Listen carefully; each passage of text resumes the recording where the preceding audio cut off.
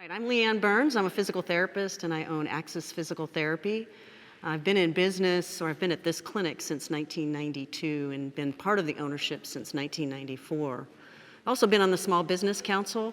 I was for the Jacksonville, Onslow greater area of the Chamber of Commerce and actually wrote the Small Business Code of Ethics back in 2002, 2003. In 2006, I was given the honors Small Business Person of the Year from the Jacksonville-Onslow Chamber of Commerce, and I have been involved in small business for many, many years. One of the reasons that I'm here is that there's a lot of businesses that are suffering. I'm still working. There's a lot of unknowns, and I don't know what is going to happen. My biggest concern is that the small businesses that have sacrificed willingly did that with a goal and an objective in mind. And that was to flatten the curve. And they were told within about 4 weeks, once that happened, new parameters would be set and hopefully their businesses would open. And anyone can do that for a short period of time. But now we've had a bait and switch situation. Instead of being told, good job, you flattened the curve, let's open up business, we're told, no, we're just going to change the goal. The goal now is going to be decrease the cases. Well, that's an unrealistic goal. If we decrease the cases, then we basically have an established herd immunity, and we're not really taking a good look at what has happened with this virus. There is no way that the cases are going to decrease. We've kept people inside. That virus is still out there. Once they go outside, the virus is going to probably infect people. Some of them will have symptoms, some won't. If I took that kind of approach with my child or with my employees, I wouldn't be in business and I wouldn't have any control over my child. For instance, if I said, Matthew, go clean your room and you can go out and play with your friends or go to a movie.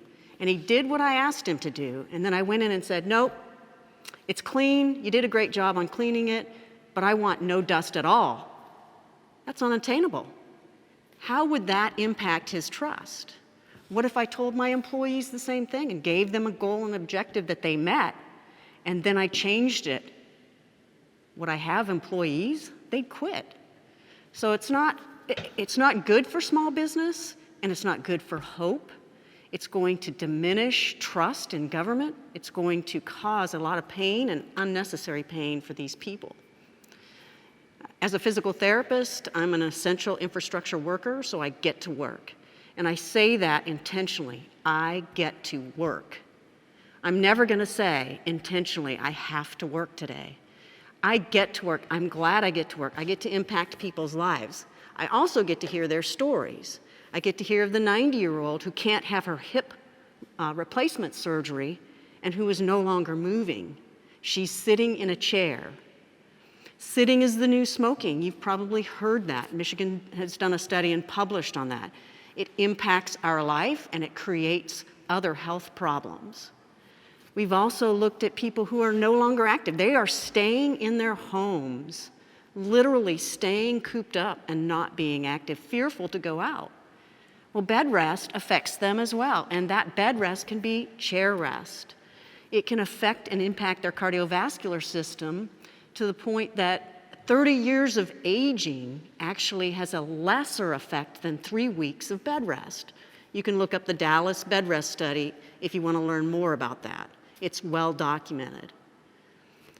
I've also talked to other people. My mom's 83 years old. She's fearful about going out. She's fearful that she won't get to see her grandson. I have a 30-year-old daughter in the Navy. She's basically stuck in limbo in San Antonio. She has to go and get her chow and eat it in her room. She basically gets to see few individuals on a daily basis.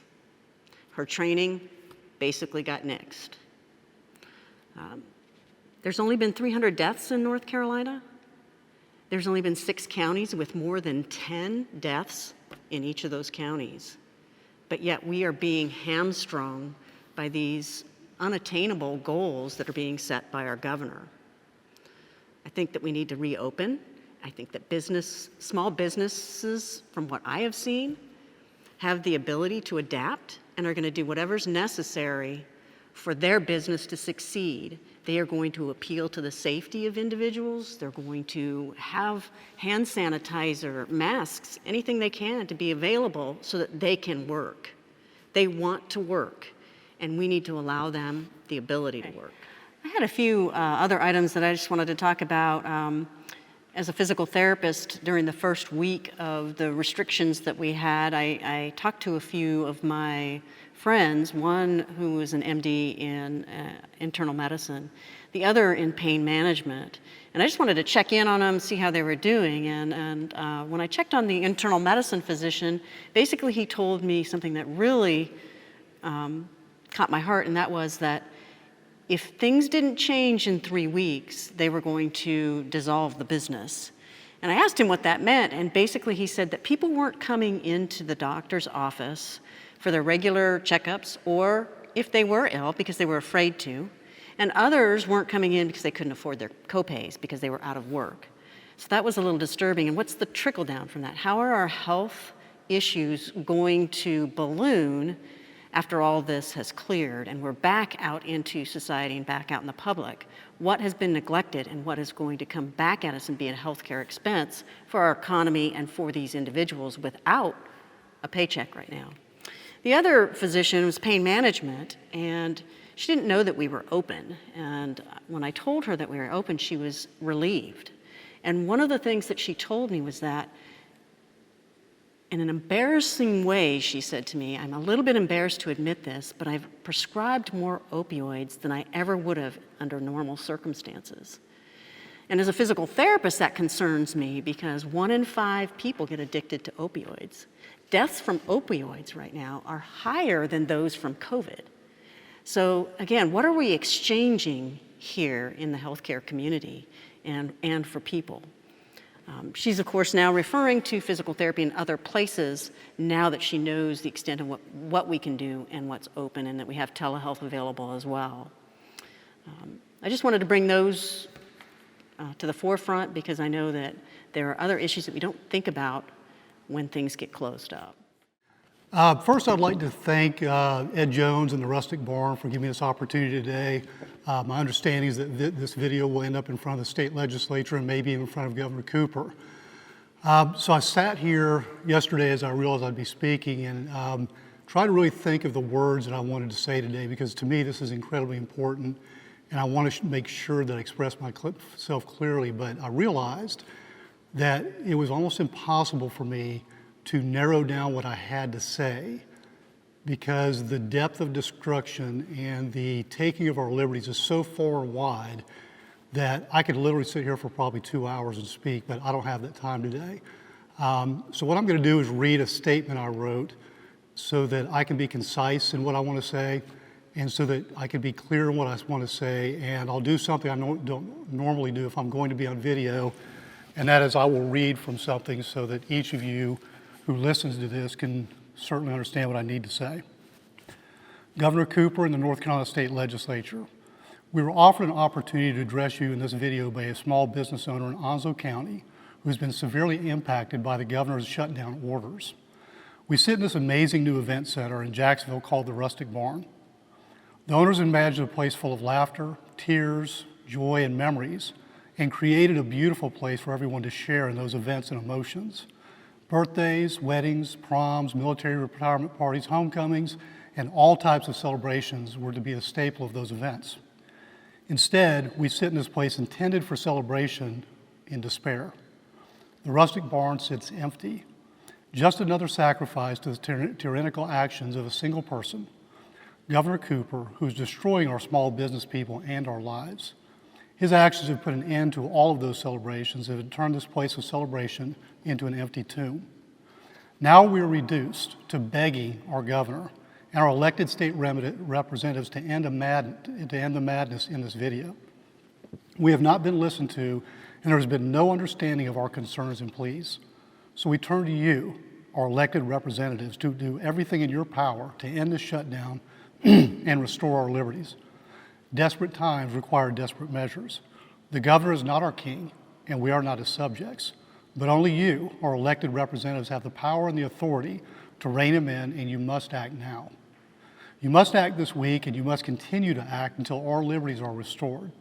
No recess, no breaks, and no vacations. Just as we have had no rest under this tyranny, you may not rest either. Small business people are the heart of America, founded by our Constitution. They are the free and the risk takers in America. Each and every one of them consciously left the safety and security of a job to declare their freedom and stand on their own. They made a choice to fail or succeed based on the success of their business. They chose freedom over safety, as Americans always have, and now it's your turn to secure their freedom. It's your turn to keep the solemn promise you made and to stand by the oath you all took to support and defend the freedoms given to them by God, not by the governor. The governor's attack on these small business people is most egregious because he declares them non-essential. While not one person has lost their job or lost their income in federal, state, or local government. And this governor will have the audacity to seek financial assistance in the form of taxes to fund the government, which is destroying these same people. This is not the country I know. This is not a governor operating in the bounds of the Constitution, which places the citizens before the government. It is your job to protect and uphold our freedoms when they are actually being taken away. Otherwise, you are not representing the citizens of this state. Government is to secure our freedoms, and it has failed. We are the government, and you were elected on our behalf. So act, and act in a manner that is equal to the seriousness of this situation. End the shutdown now by any and all means. Hi, my name is Jennifer Burgess. I currently live in Richlands, and I've lived there for probably about almost 30 years. I work in Jacksonville at Absolute Envy Salon. I am a licensed nail tech, and I've been in that profession for 25 years plus, actually. I have been out of work since the mandatory shutdown on the 26th of April. We have basically been trying day to day to try to figure out what our plan is as far as trying to keep our normal lifestyle as close to possible. Both kids I have are at home and being homeschooled.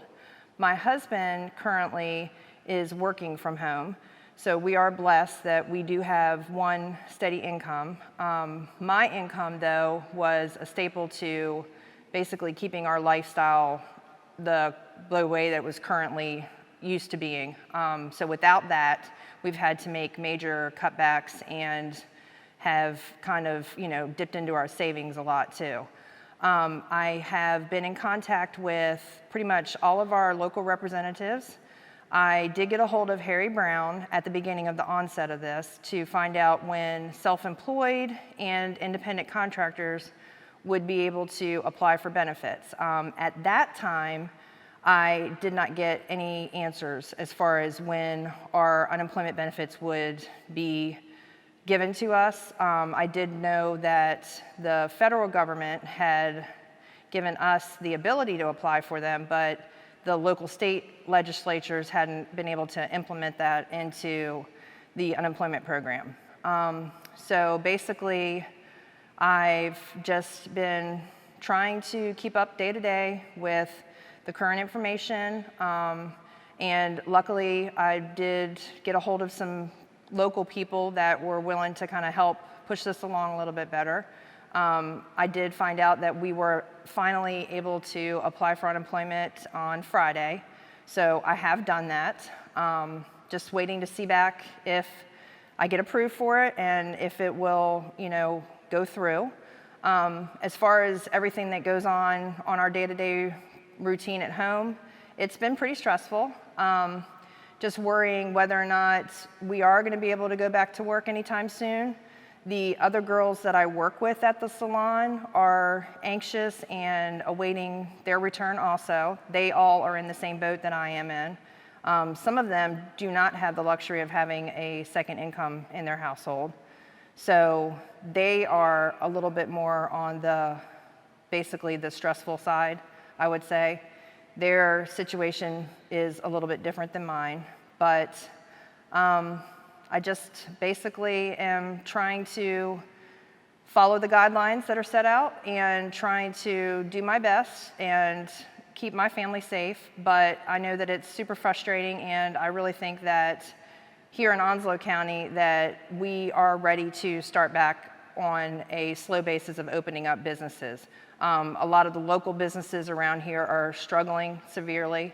I know quite a few people that own different types of businesses, and I know that they are having the same issues that I'm having. So hopefully we can get this seen by our government, and they will take this into account and try to open everybody's counties up maybe on a need basis to show that a lot of the counties don't have as many cases as some of the bigger cities do. So hopefully everything moves forward quickly and we can all try to get back to some normalcy in our lives.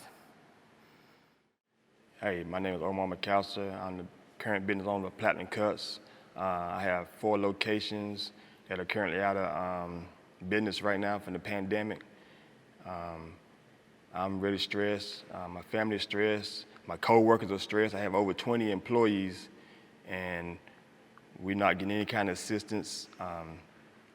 We not know how this is going to turn out. We ready to get back to work ASAP, and we can do like other businesses, for us go through the steps where we don't have as many customers in the shop at one time. The base is still open, and we eccentric to the base too, because we cut a lot of military haircuts. So why can't we work if they can work? And this need to be over with as soon as possible. Hi, I'm Dr. David Taylor at Jacksonville Chiropractic, and I'd like to talk about how the paycheck program, keeping my business open, has kind of affected my business. The first round, I didn't qualify, and now I'm in the queue for the second round. My problem is I've been paying my employees this whole time. And so, what happens when I come back the second time I don't qualify? They've ran out of funds. Well, some businesses, maybe 2/3 of the businesses got money, 1/3 didn't. So is it fair the other businesses didn't get the money? So my fear is if I don't get the money, I'm paying my staff to stay home because they don't need to come into work, because that's either that or go on unemployment. And I've opted, since I was supposed to get the paycheck money, to keep them working and staying at home. And so I've been running my business myself, with one of my staff coming in periodically to help out, clean up the mess of the paperwork. It's just, we're at the point now is, do we have her go on unemployment, or do I sit there and just wait out another week and see if I get that paycheck money? Because if this keeps going on, it's going to be a problem down the road. If it goes on for another couple months, if I don't get that paycheck money to help with the business, how it's supposed to work, then it could be a big problem with my business. Hello, my name is Renee Israel, and I own Beauty Elements. I am a small business owner in Eastern North Carolina, and I'm a licensed North Carolina esthetician. Governor Roy Cooper has put us under a mandatory closure, which really has impacted my business and me personally. I'm a single mother of 2 and currently out of work. This has become extremely difficult for me to take care of my children and not lose my business. I've worked really hard. I've been licensed since 2006, and I've always dreamed of owning my own business. I started Beauty Elements in 2016, and I'm currently looking at losing everything that I've worked for. I want to be able to take care of my kids. I just want to be able to get back to work. Being able to pay bills and being able to feed them has now become extremely difficult. I think it's time to reopen North Carolina. I know that what is going on in this world with COVID is very scary, but what's scarier is not being able to take care of your children and not having somewhere to live. Bills are piling up. I've been out of work for 30 days now, and we just got extended. So the future is scary, and it's really unknown, and I'm trying to stay hopeful, but it's hard. It's definitely time to go back to work, and I'm really worried about my future as a business owner as well as a mom. I'm hoping that here soon we can get back to work and kind of get back to a sense of normal. I'm scared what's going to happen being in phase 2 of the reopening. That puts me out of work for an additional 6 weeks. I don't see right now how I'm going to make it, personally or professionally. I think it's time that we go back to work, and I'm just really hoping that the governor sees that this has had a huge impact on small businesses and our families. Thanks. Hi, I'm Christina Davis. I own Aloha Massage and Body Works. That's 2 locations, so 2 different offices that I have to run and manage myself. And the way that this has affected me, aside from just financially, obviously I was prepared for the financial loss going into it. I wasn't quite prepared for this length of time. I was certainly hoping it would be shorter, but there's things that you obviously know are going to happen up front. You're going to lose income. What I wasn't prepared for was the emotional side of it. Having clients reach out to you every day in pain. I'm sorry. Needing your help and knowing that that's your passion and that's what you do, and you're unable to help them. My clients move better, sleep better, perform better at their jobs because of the treatment that they get from me. Massage just isn't lay down and relax, and that helps, and that has its benefits, especially now with so many people under so much stress. You have to deal with things like PTSD, anxiety, depression, insomnia, and massage certainly helps all of that. But if you take all of that away, just doing your job every day, whatever your job is, and most of those jobs are essential jobs, not being able to move properly, to sleep properly, to rest from all of the work that they are doing, but having them reach out to me every day saying, I need you, I am in so much pain, and just not being able to help, I wasn't prepared for that. My name is Debbie Burke. I live in Onslow County, and I'm here to support these small business owners. I feel, to be honest with you, this breaks my heart that a lot of these people are not, they're having a hard time paying their rent, paying their mortgage, being able to buy food, whatever they need for their families, telling their child, no, you can't have this, or we can't go here. Onslow County needs to open up. All of NC needs to open up. This has just gotten to be ridiculous. So, you know, let's open up NC, let's open up Onslow County, the rest of the counties. One size does not fit all in North Carolina or any other state. So let's please, please open up Onslow County, open up NC. I would greatly appreciate it, and I know these small business owners would greatly appreciate it too. Thank you.